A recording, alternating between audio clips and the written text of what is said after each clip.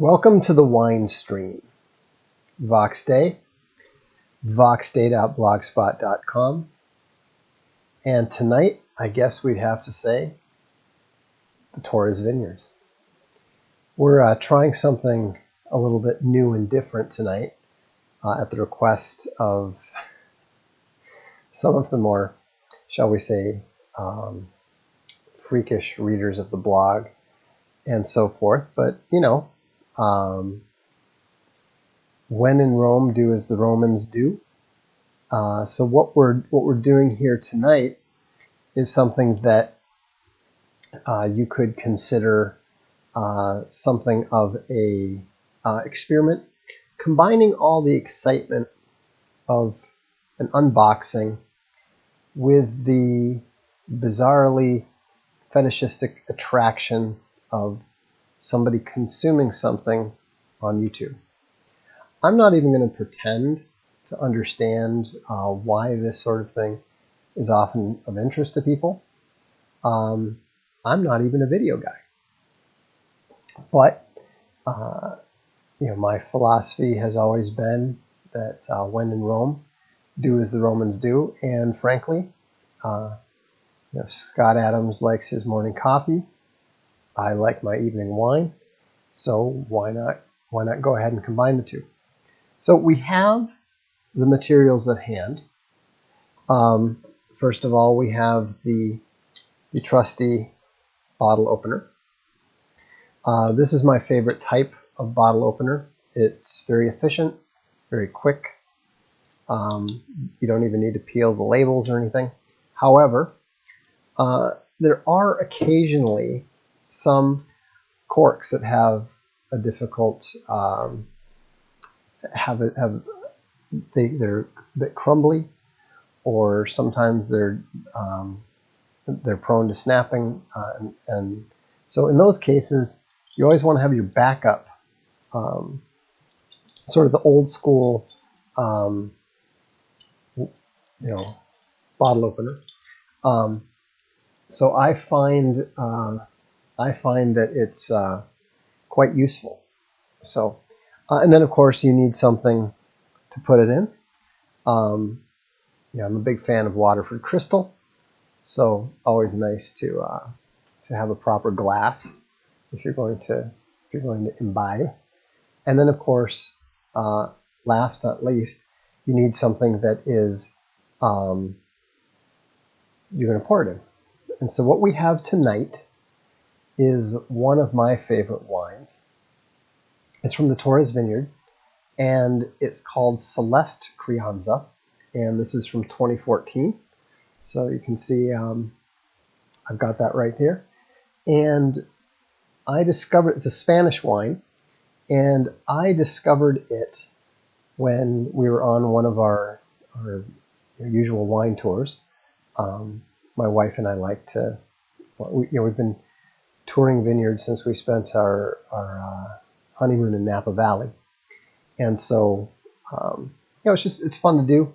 It's a theoretically inexpensive pastime. However, it never seemed to turn out that way. But, so we went to Torres, and let me show you. This is it's actually a pretty incredible place. This is their tasting room, and you can get everything. You can try every wine there, from their daily table wines to their really high-end stuff that goes for several hundred a bottle. But the interesting thing is that it's not always the most expensive wines that are the most appealing to you. And in this particular case, of all the different wines we tried, and we tried a lot of them, we actually skipped the tour and spent the entire time in the tasting room. But what I found was that the Celeste was the type that I really preferred, and so I was quite happy when I found out that it wasn't particularly expensive. In fact, you can get it in the States for about $15. It lists for 20, but all the places that I've seen it for sale, it only goes for about 15 on average. And I'll put links on the YouTube video so that whether you're in Europe or whether you're in the States, you can find a place to get it. So without further ado, let's see if we can do this here. And no disaster. That's kind of nice. And I'm not really into that whole like own a file, sniff the cork, wipe the label on the inside of your cheek or whatever the heck else it is. The only thing that I am particular about is try not to, let the label fall into the wine. That's usually well avoided. So, buonasera. So now we'll see how we do here. That should do nicely. And then one thing that I like, because unlike certain people who shall remain nameless, I'm usually not inclined to drain an entire bottle by myself in the course of an evening, over the course of the day. So I like these little air jobbies, and they work pretty nicely to pull the air out, preserve it, and so forth. So let's see how we're doing here. According to Wine Spectator, the 2014 is a very good year. It's not the best. The 2015 is supposed to be better. I wouldn't know. I've only had the 2014, but and so Wine Spectator gave it a score of 90 in September 2017, and they say that a fleshy texture, sounds cannibalistic, carries rich flavors of plum, fig, cocoa, and loamy earth in this generous red. Gentle acidity and tannins give this an accessible structure, balanced with a good depth through the smoky finish. Drink through 2024, and they've imported 5,000 cases of this into the US. So you can find it. It's not common. You're not going to see it at a restaurant or anything, but it smells really good. That's one thing. I mean, it's kind of funny because people they sometimes make fun of the would-be wine snobs and so forth, but you really, even if you're not particularly educated on wine and so forth, you really often can tell a pretty good one from one that's not so great just from smelling it. But anyhow, without further ado,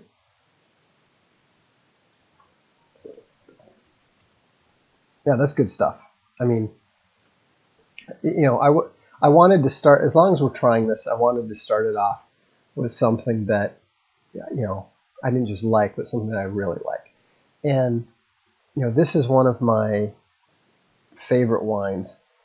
It's probably the second or third least expensive of the wines that I really like. The wines that if I had my druthers would be on the table every night. It's the Sante, Compai. And Scott Adams had encouraged everyone to drink coffee together. So, I don't know if that's such a wise idea considering what time I usually do these things in the States, but, you're always welcome to join me. And like I said, if we get 500 in donations combined between Voxiversity and the stream, I'll go ahead and make this a weekly occasion. Hell, I may do it even more often just because, frankly, it's kind of nice to sit here and have something to drink while I'm doing this. But it's really good stuff. I mean, it's funny because if you like a certain grape, and in this case, I believe it's Ribera del Duero and Tempranillo from Ribera del Duero. But it's just a really fantastic, not terribly expensive wine, and it's the kind of thing that I think that it would. I think that if you were to serve it at a dinner, it's the kind of thing that people would genuinely notice.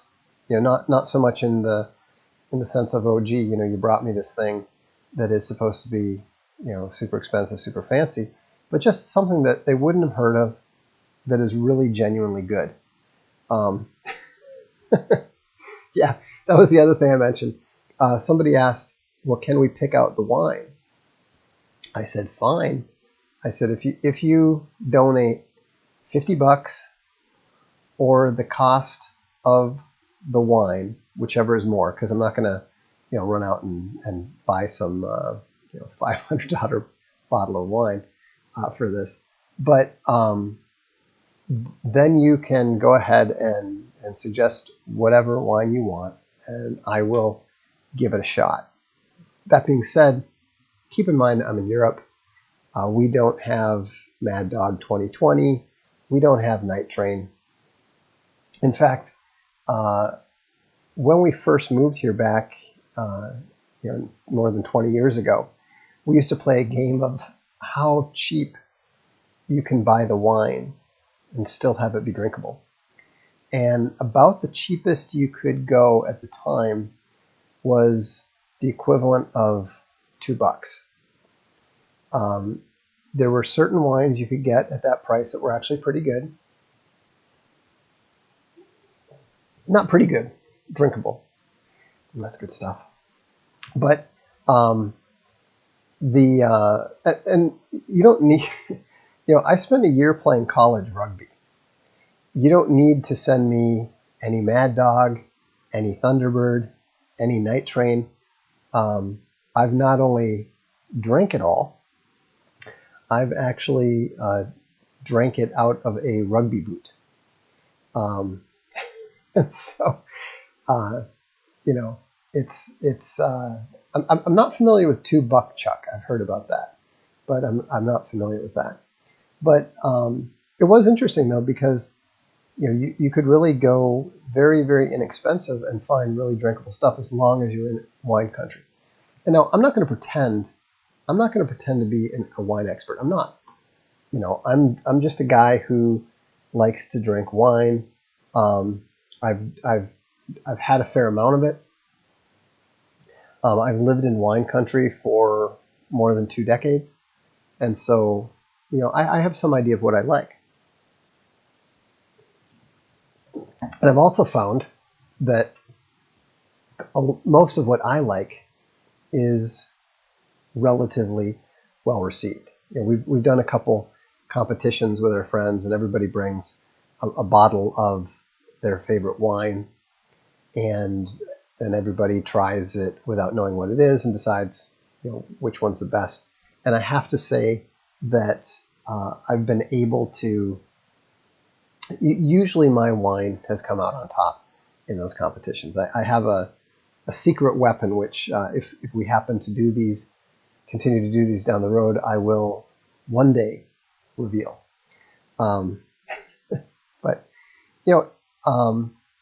But these Tempranillos are really good. It was kind of interesting because I wasn't familiar with them. And then we went to Spain the first time, and we were up near Barcelona, and there's a fair amount of Tempranillos that are grown kind of in the Penedès, in that area. And it's just really good.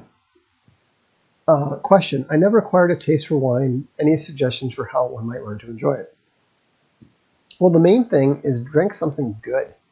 If you're drinking some sort of Ernst and Julio Gallo and stuff, and you're drinking it like beer, you're not going to like it. I don't like it. And so if I would tend to favor, especially if you're a relatively inexperienced wine drinker, I would go for the Merlots and the Syrahs. I would go for the Italians and the Spanish rather than like the French or some of the American wines. The Australian wines are actually pretty good. I really like the Australian Syrahs myself, and so I was only going to have one, but that was a very small portion, and so and it is really good stuff. We have another comment here. I want to thank you for reconsidering the. Well, I have to say, I'm not sensing that there's a particularly vast enthusiasm for this. I mean, I enjoy sharing my thoughts about wines and things that I like, but yeah, in general, you just need to try a lot of different wines. There's a lot of different, very, very different wines. It's not really like beer as much, where there's like dark beer, light beer, decent beer, and bad beer, and if you serve it cold enough, you can drink any of it. There's a lot more variety. There's a lot more subtlety. So there's a lot more range when it comes to wine, and so if you don't like one, then you might like a lot of other stuff. Chilean wines can be very good. We had a Chilean wine at our wedding that my parents were really into at the time, and that was quite good. But I would say that you definitely want to give these Spanish wines a shot. Again, this is from Torres, Celeste Crianza 2014, and it's really good stuff. Now to the chickens. So somebody wanted to know, what about the chickens? Okay, so let me give you a little background first. We had a 6 chickens. We decided that we were going to get some chickens. We wanted to be able to have some eggs and that sort of thing. And so one of our friends happened to have some excellent birds that were supposed to be really good egg layers and also be good eating. And so we went and he was kind enough to actually bring over 6 birds, almost without warning.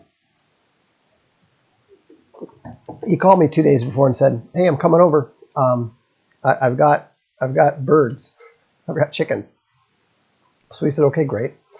We went out and got this chicken coop that was supposed to be the Fort Knox of chicken coops, because we live in a area where there is every predator known to man, and some that I've never seen of or heard of before.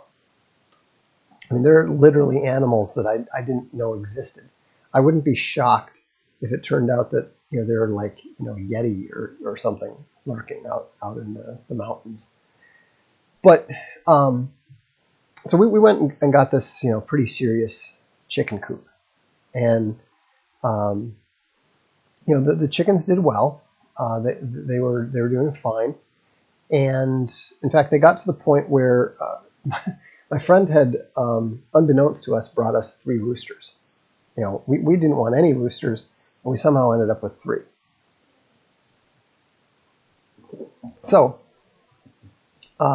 we decided, as soon as they got big enough, we decided that we would take 2 of the roosters to the butcher, and it was really alarming because we talked to the local butcher, and he's like, "No, I don't." I mean, this is the strange thing. Apparently, butchers don't actually kill anything. I no longer know what butchers do. I was always under the impression that the butcher is the guy who, if you've got animals to kill, you take it to the butcher kills them, chops them up, or whatever. Apparently, this is not the case, at least not in Italy. And so we called like 5 or 6 different people, and finally we managed to get in touch with a Portuguese guy who killed chickens every other Friday or something. And this guy had This guy had the most disturbing backyard operation you've ever seen in your life. Also, the fattest dog you've ever seen in your life. It was so fat, it was like frightening. So anyhow, we go there, and the guy, he manages to kill the chickens just like it's nothing. I mean, this guy is like the chicken assassin. And 1 minute the chicken is squawking, the next minute it's like upside down, bleeding out, after being knocked on the head. So anyhow, we take the 2 chickens back. Now the problem is, we'd had those 2 roosters out in a dog kennel the night before, just so it'd be easier for us to get them out. Apparently this attracted the smartest foxes in the world. So, because the very next day, we, I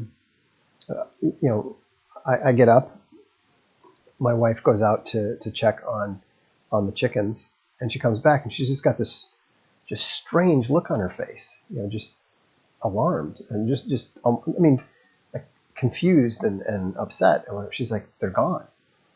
I said, "What's gone?" She said, "The chickens, they're all gone." And we go over, and sure enough, the chicken, or the foxes had figured out how to open up the wire cage door. They'd actually managed to flip it up and then move it over in order to get in. And there's like feathers everywhere outside. It was really kind of sad, because it was pretty clear that like 1 chicken had been killed inside there, and the other 3 had managed to get out, but didn't get very far. So anyhow, we end up getting more chickens, because my wife is not the type to give up easily.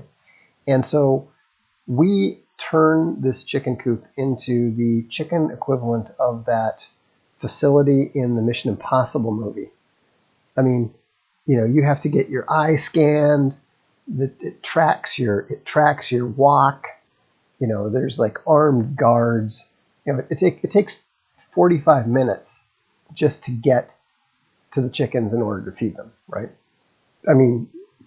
There is no way that the foxes are going to get in there. There's no way that the Navy SEALs are going to get in there, right? So we're thinking, okay, no problem. And sure enough, the foxes come around. They were there enough that you could even kind of smell them, and and they're bold too. At one point, my wife is sitting there watching TV, and I said, "Hey, honey, turn around." She turns around and then leaps up and charges out the door, shouting, because the fox that was literally right outside the window, he was chewing on something. I didn't really think anything of it. Well, she realized that what the fox was chewing on was her basil. So apparently, now you're thinking, what do foxes need basil for? Well, apparently they like basil to go with their chicken, because literally the next, this is just, you understand, this is like 2 days ago, that we see this particular fox, and these foxes around here, they look like wolves. They're big, and so no, it's not a problem for our dogs, because we've got Ridgebacks and whatnot, but they certainly keep their distance when the dogs are out. But anyhow, so the fox has already got his basil, and we should have realized that was, an ominous sign. It was clearly a bad omen, because last night, chickens get put up.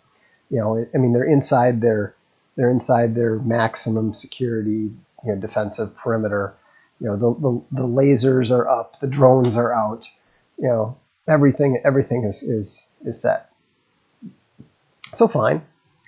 And then this morning, somebody went out and let them down from their maximum security, internal core portion, and lets them into the larger coop.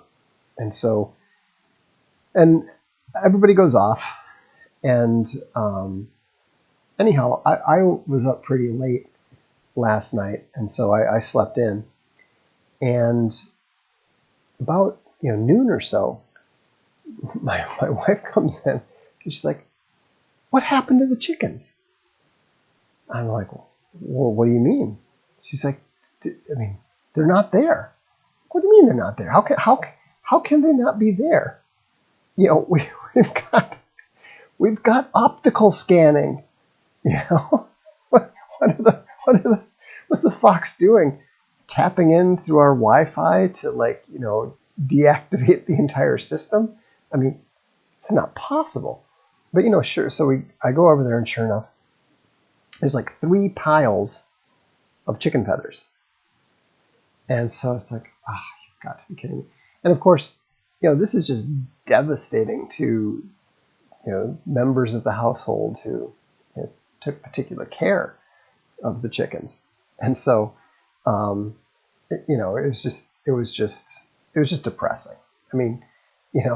We're now 0 for 8 when it comes to chickens, right? So anyhow, that was about noon, and it's just everybody's a little bit sad, mad, upset. As one family member said, "Why do we even get chickens if all that happens is the foxes kill them?" So you can understand this is upsetting stuff. So anyhow, about, I don't know, maybe after dinner, I was outside for some reason. I don't remember why. As was my wife.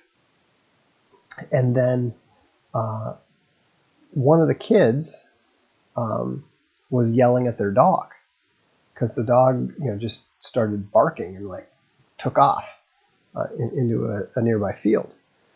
And so then the dog's owner comes back and says, "I think I hear a chicken out there." And we're like, "What?" And so anyhow, we rush out into there, and sure enough, the grain in the field is pretty high. It's like 3.5 feet high, but you can see this little movement, and it's not like a big area. It's like an area about this big. You can just see this little bit of movement. And my wife, goes into the field, and she's like, "It's one of the chickens."